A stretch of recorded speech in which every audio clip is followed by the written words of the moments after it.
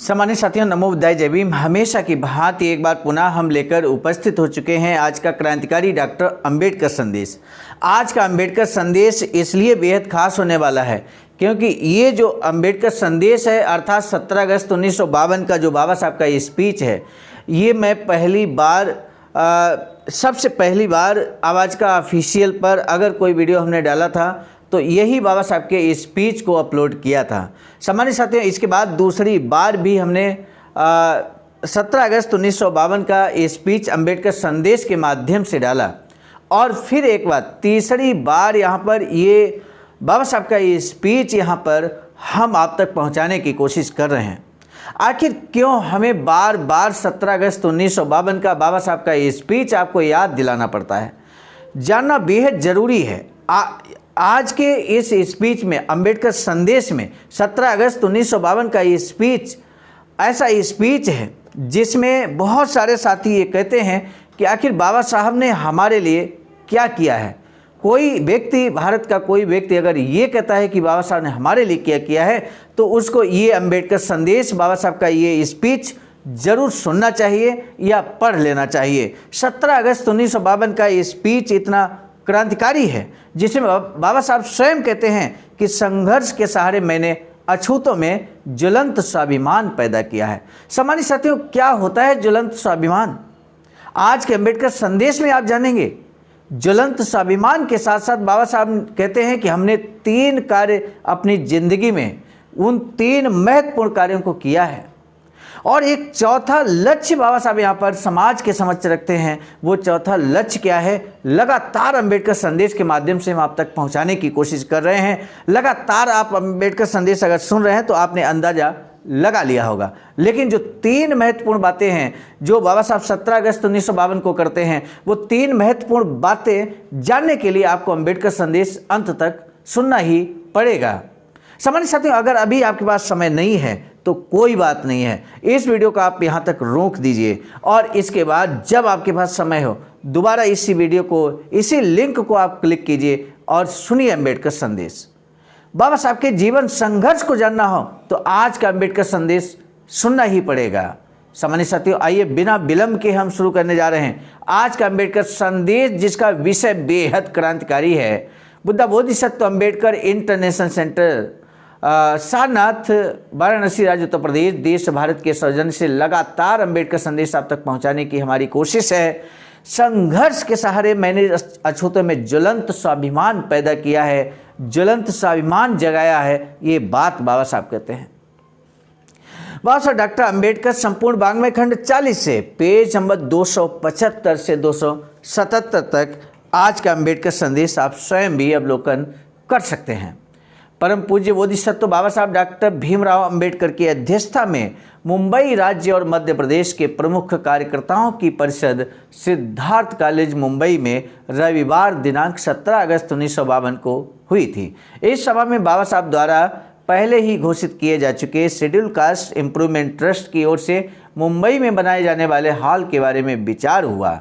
बहुजनों के मसीहा परम पूज्य बोधिसत्व बाबा साहब डॉक्टर अंबेडकर ने जैसे ही हॉल में प्रवेश किया और सबके अंतःकरण आनंद से भर आए। तालियों की गड़गड़ाहट के साथ गौरवान्वित होकर उनका स्वागत किया गया। इतने दिनों के बाद अपने नेता के पवित्र दर्शन होने के कारण सभी कार्यकर्ताओं को बेहद आनंद प्राप्त हुआ। मुंबई राज्य के प्रमुख कार्यकर्ता, जिला अध्यक्ष आदि कई लोग सभा में उपस्थित थे। प्रांत अध्यक्ष दादा साहब गायकवाड़, बाबू साहेब राजभोज, बैरिस्टर बापू साहेब कांबले, दादा साहब सिरके, आयुष्मान आरजी खंडाले, आयुष्मान दादा साहब पोबार मनवाड़ से थे, पीजी रोहम नगर, सावंत साहेब सातारा से, आयुष्मान बीसी कांबले मुंबई शहर अध्यक्ष बारात और भातनकर, आयुष्मान बाबर सोलापुर से, जिलाध्यक्ष पेटी मधाले सातारा से आदि प्रमुख कार्यकर्ता उपस्थित थे। डॉक्टर बाबा साहब अम्बेडकर ने कहा, बहनों और भाइयों, अस्पृश्यों के उद्धार के लिए एक व्यक्ति को एक युग में जितना कर पाना संभव था उतना मैंने किया है। मेरी कुछ कोशिश कामयाब रही, कुछ नहीं रही होंगी, लेकिन मैंने अपना कार्य धैर्यपूर्वक जारी रखा है। 25 सालों में मैंने आपके लिए जो किया उतना किसी एक व्यक्ति द्वारा कभी नहीं किया गया। ये मैं अभिमान के साथ नहीं बल्कि आत्मविश्वास के साथ कह रहा हूँ। ये वास्तविकता है। मेरे कार्य की दिशा 3 तरह की थी। पहली, अस्पृश्य समाज में स्वाभिमान पैदा करना। मुझे ये काम बहुत महत्वपूर्ण लगा। मेरे राजनीति में आने से पूर्व अस्पृश्य समाज किस हालत में था, किस स्तर पर था, कैसे मानवता से मरहूम था। इसका केवल एक उदाहरण मैं आपको देता हूँ। 20-25 साल पूर्व जलगांव में हर साल ब्राह्मण भोज देने का रिवाज था। भोजन के बाद भी जूठी पतले कूड़ेदान में फेंकते थे। वहाँ हमारे अस्पृश्य लोग बैठते थे। कूड़ेदान से वे उन पत्तलों को इकट्ठा कर ले आते। कभी कभी उनमें इन जूठी पत्तलों को लेकर बड़े झगड़े होते। अस्पृश्य समाज इस हालत में था। वह न केवल इंसानियत से मरहूम था बल्कि अपनी स्थिति पर उन्हें कोई शर्म महसूस नहीं होती थी। मनुष्य के अधःपतन का वह सबसे निम्न कोटि का रूप था। पिछले 25 सालों के संघर्ष के बाद अगर मैं उन्हें पूरी तरह सुखी अगर नहीं बना पाया हूँ, लेकिन उनके मन में मैंने ओजस्वी स्वाभिमान जरूर पैदा किया है। अन्याय से लड़ने का साहस सामर्थ्य उनमें मैंने पैदा किया है। ये कोई साधारण काम नहीं है। मैंने अपने समाज में बहुत बड़ी और महत्वपूर्ण विचारधारा प्रवाहित की है। बाबा साहब कहते हैं दूसरी बात, राजनीतिक हक प्राप्त करने की। राजनीतिक हक प्राप्त होने की उस समय हमें पूर्वी दिल्ली कैबिनेट में झाड़ू लगाने तक का काम नहीं मिलता था। आज 25 सालों के बाद वहाँ अस्पृश्य समाज का मंत्री है। तीसरी बात, महत्वपूर्ण बात, शिक्षा के क्षेत्र की। 25 साल पहले अस्पृश्य समाज के लिए शिक्षा के सभी दरवाजे बंद थे। संघर्ष के बाद मैंने उन्हें खोल दिया है। अस्पृश्य बच्चों को उच्च शिक्षा का मौका मिले, इसके लिए सरकार के साथ भिड़कर उनके लिए स्कॉलरशिप और फ्री शिप्स की सारी सुविधाएं उपलब्ध करा दी हैं। इतना ही नहीं बल्कि जिन्हें वे अपना कह सकें ऐसा प्रगतिशील सिद्धार्थ कॉलेज उनके लिए खुलवा दिया है। इस कॉलेज में 300 छात्र अस्पृश्य छात्र पढ़ रहे हैं। हर साल उनके लिए 2000 रुपये के वजीफे दिए जाते हैं। उनके रहने के लिए कॉलेज से अलग बोर्डिंग बनाया गया है। इसी प्रकार औरंगाबाद में इसी कॉलेज की शाखा खोली गई है। मेरी राय में एक और बात करना बाकी रह गया है।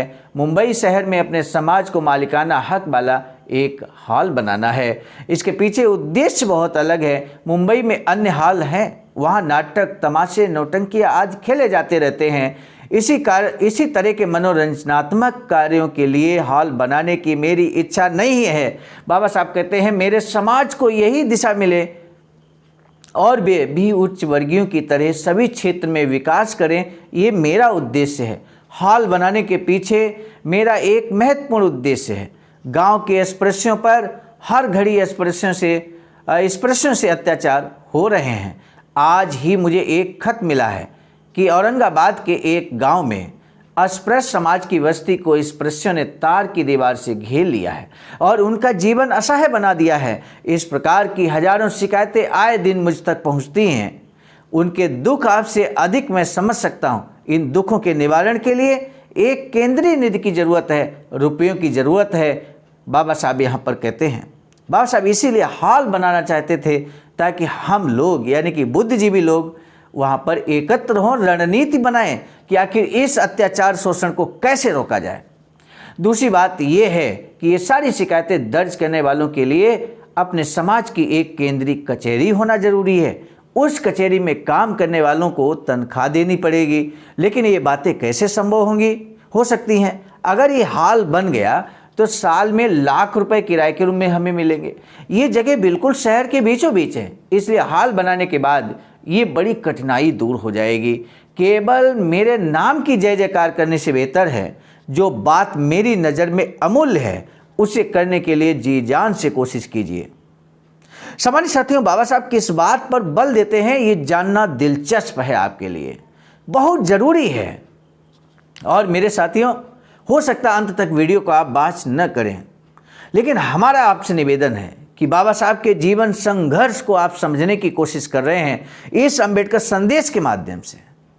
आपने कोशिश किया है कि बाबा साहब के जीवन में वो 3 महत्वपूर्ण कार्य क्या थे और चौथा लक्ष्य क्या बाबा साहब ने यहाँ डिसाइड किया है बहुजन समाज के लिए।